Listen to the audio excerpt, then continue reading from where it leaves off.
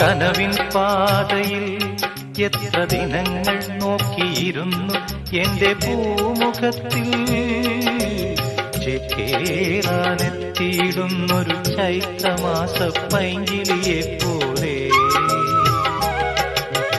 കനവിൻ പാതയിൽ എത്ര ദിനങ്ങൾ നോക്കിയിരുന്നു എന്റെ പൂമുഖത്തിൽ ചേരാനെത്തിയിടുന്നൊരു ചൈത്രമാസ പൈങ്കിളിയെ പോലെ.